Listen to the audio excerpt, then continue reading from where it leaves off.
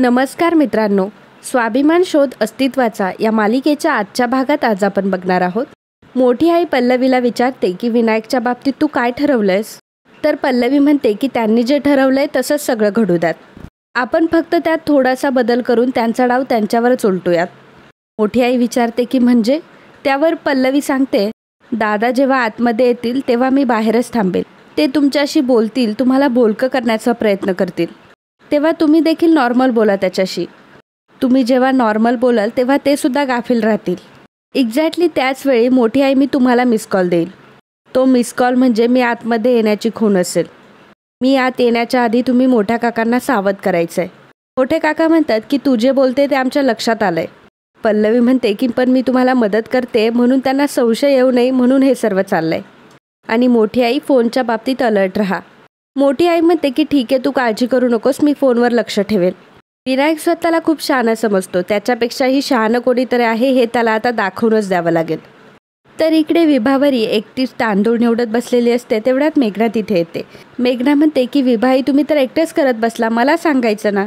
विभावरी म्हणते की अगं सकाळपासून तूच कामं करतेयस, जरा आराम कर तू. आणि एखाद्या दिवशी मी जर एकटीने काही केलं तर काही बिघडतंय का? बस बरं तू. मेघना म्हणते की बसून काय करू, तुम्हाला बघत बसू? विभावरी म्हणते की हो बघत बस. विभावरीला बघत बसते तेव्हा दोघीही हसायला लागतात. तितक्यातच पल्लवी तिथे येते आणि म्हणते की विभा काकू दुपारच्या जेवणाचं काय करायचं हे विचारायला आली होते. मेघना म्हणते की मी पालक घेऊन आली आहे. त्यावर पल्लवी म्हणते की डाळ पालक करूयात, चालेल?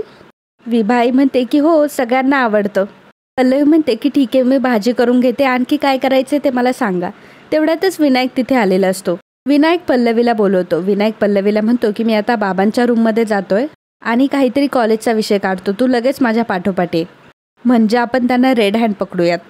त्यांचा सगळा खोटेपणा आज आपण बाहेर काढूयात. पल्लवी म्हणते की ठीक आहे दादा, तुम्ही व्हा पुढे. जर खरंच इतके वाईट वागत असेल तर मी शांतनूंना आता लगेच जाऊन सांगेल. तर इकडे मोठी आई मोठ्या काकांना म्हणत असते की अहो काल जे सांगितलं ते लक्षात आहे ना तुमच्या? आता येऊ देच विनायकला खोटं पाडायला. आता नाही त्याचे दात त्याच्याच घशात घातले तर बघाच. तेवढ्यातच विनायक तिथे येतो. विनायक म्हणतो की good morning I. Good morning बाबा. विनायक म्हणतो की बाबा मला तुम्हाला कॉलेजच्या संदर्भात जरा बोलायचं होतं, तुम्ही या ना इकडे, जरा बसून बोलूयात. त्यावर मोठे काका म्हणतात की अरे मी आहे इकडे. मोठे काका म्हणतात की अरे माझ्याकडं काय, माझ्याकडं तर वेळच वेळ आहे, मी असाच पॅरालिसिसचं नाटक करून बसलेला असतो. विनायक म्हणतो की ठीक आहे मग बाबा, या ना इथे येऊन बोलूयात. मोठे काका जागेवरून उठतात आणि विनायक जवळ जाऊन बसतात.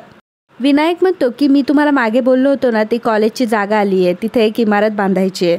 बाबा म्हणजे मला असं वाटतं की त्या जागेचं काहीतरी वेगळं करावं. म्हणजे त्या जागेबद्दल मला जरा वेगळं वाटतंय. विनायक जेव्हा मोठ्या काकाशी बोलत असतो मधून मधून तो दाराकडेही बघत असतो. विनायक उठून उभा राहतो आणि दाराकडे बघत असतो. तो पल्लवीची वाट बघत असतो. तितक्यातच मोठी आई मोठ्या काकांना इशारा करून सांगते की पल्लवीचा मिस कॉल आलाय, तुम्ही जागेवर जाऊन झोपा. मोठे काका चटकन तिथून उठतात आणि लगेच त्यांच्या जागेवर जाऊन झोपतात. विनायक म्हणतो की अहो बाबा मला तुमच्याशी बोलायचं होतं, तुम्ही या ना इकडे बसा. तेवढ्यातच पल्लवी येते आणि म्हणते की विनायक दादा. असं म्हटल्यानंतर मोठे काका लगेच पॅरालिसिसचं नाटक सुरू करतात. पल्लवी म्हणते की विनायक दादा मी तुमच्याशीच बोलायला आले होते. विनायक म्हणतो की ते मी कॉलेजचा एक विषय होता त्यामुळे डिस्कस करायला आलो होतो जरा. मोठी आई म्हणते की अरे यांच्याशी काय बोलणार, यांना उत्तर थोडीच देता येतं. यांच्या तोंडून एक शब्दसुद्धा फुटत नाही रे, म्हणजे मधून मधून काय बोलायचा प्रयत्न केला तर त्यांनाच त्रास होतो. विनायक म्हणतो की अरे हो, मी तर विसरूनच गेलो होते, कामाच्या गडबडीत काही लक्षातच राहत नाही. ते महत्त्वाचं होतं ना कॉलेजचं म्हणून मी आलो, पॅरालिसिसचं विसरूनच गेलो होतो. ठीक आहे, मी बघतो काय करायचं ते. असं म्हणून विनायक तिथून निघून जातो. मोठी आई पल्लवीला म्हणते की पल्लवी आज तुझ्यामुळे वाचलो आम्ही. तर इकडे विनायक बाहेर आलेला असतो. पल्लवी म्हणते की विनायक दादा. विनायक पल्लवीला म्हणतो की पल्लवी आपलं काय ठरलं होतं, मी आतमध्ये गेल्यानंतर तू लगेच येणार. तू का बरं वेळ लावला? तुला बाबांचं पॅरालिसिसचं नाटक तुझ्या डोळ्याने बघता आलं असतं. अगं नॉर्मल आहेत ते, चांगले चालताय बोलताय, चांगला चान्स घालवलास तू. पल्लवी विनायककडे बघत असते. त्यावर विनायक म्हणतो की असं का बघतेस माझ्याकडं, मी जे बोलतोय ते तुला खोटं वाटतंय का? पल्लवी म्हणते की दादा मला हा प्रश्न पडलाय की पॅरालिसिस असल्याचं ते जरी नाटक करत असले तर तुमच्यासमोर ते का उघड करताय?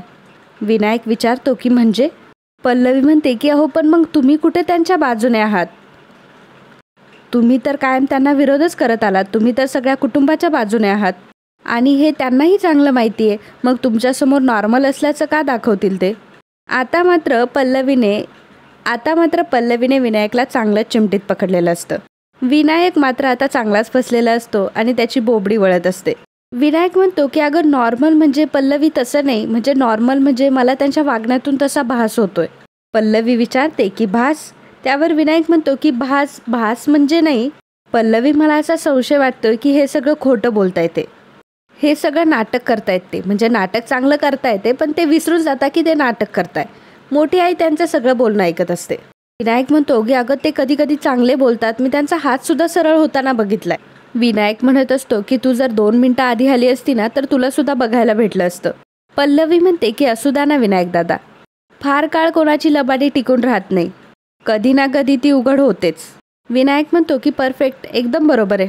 तेवढ्यातच तिथे मेघना येते. मेघना म्हणते की पल्लवी डॉक्टर आलेत आदिती मॅडमला चेक करायला. विनायक म्हणतो की ग्रेट, निदान आदिती काकूच्या तब्येतीचा स्टेटस काय आहे ते तरी कळेल. विनायक आणि मेघना तिथून निघून जातात. मोठी आई पल्लवीला म्हणते आदितीला जर डॉक्टरांनी चेक केलं तर त्यांना समजेल ना की आदिती शुद्धीवर आली येते. पल्लवीलाही काही सुचत नसतं. नंतर पल्लवी आणि मोठी आई सुद्धा आदितीकडे येतात. घरातले सर्वजण तिथे जमा झालेले असतात. विनायक डॉक्टरांना विचारतो की काय झालंय, कशी आमची आदिती काकू, ती लवकर बरी होईल ना, म्हणजे आम्ही सर्वजण प्रयत्न करतोय.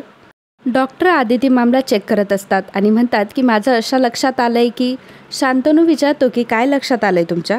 डॉक्टर म्हणतात की माझ्या असं लक्षात आलंय की त्यांची आधीचीच कंडिशन कायम आहे, सुधारणा झाली नाहीये पण बिघाडही नाहीये.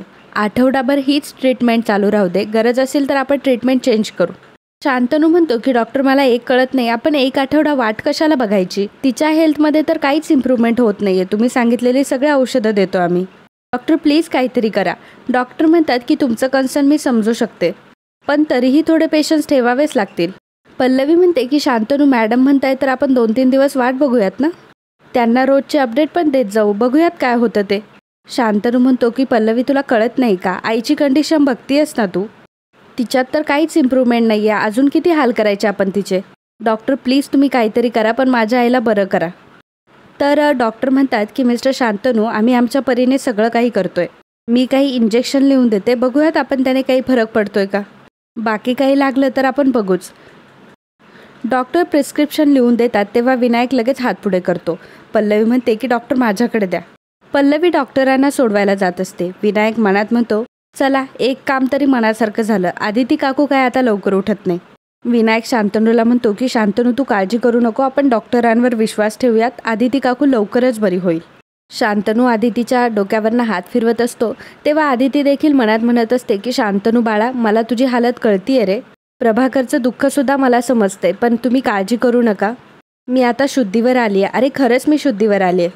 तर इकडे पल्लवी डॉक्टरांना म्हणत असते की डॉक्टर तुम्ही माझ्या विनंतीला मान देऊन वेळ काढून इथे आलात, तुम्ही माझ्या घरच्यांना असं सांगितलं त्यासाठी खरंच थँक्यू. नाही म्हणजे तुम्हाला पटत नसताना सुद्धा तुम्ही हे मान्य केलं, तुम्हाला जो त्रास झाला त्यासाठी खरंच सॉरी. मॅडम म्हणतात की अगं पल्लवी हे काय सॉरी थँक्यू, अगं तुझ्यासारखंच मला खोटं बोलायला अजिबात आवडत नाही, पण ज्यावेळी तू ही सगळी परिस्थिती मला समजावून सांगितली त्यावेळी मला तुझ्या बोलण्यातला प्रामाणिकपणा दिसला आणि म्हणूनच तुला जी काही मदत करता आली ती मी केली. पल्लवी म्हणते की हो, मी जे काही करायचं ठरवलंय त्यात आता मला थोडा हाताशी वेळ मिळेल. डॉक्टर म्हणतात की मी तुला एक सल्ला देईल की कुठलाही धोका पत्करू नको, तुमचं कुटुंब आहे, काय चांगलं काय वाईट हे तुला जास्त माहिती आहे, पण तरीही काळजी घे. इतक्यातच विनायक येतो आणि म्हणतो की डॉक्टर मला एक शंका होती, म्हणजे साधारणतः आदिती काकू किती दिवसात शुद्धीवर येईल, म्हणजे माझी काकू आहे ती, आम्हा सगळ्यांनाच तिची काळजी आहे, आतमध्ये शांतनू आहे म्हणून मी हा प्रश्न नाही विचारला. डॉक्टर म्हणतात की हे बघा आत्ता काही सांगता येणार नाही, मी तुम्हाला जे इंजेक्शन दिलं आहे ना ते सुरू राहू द्यात, आपण आठवडाभराने ठरवूयात, येते मी.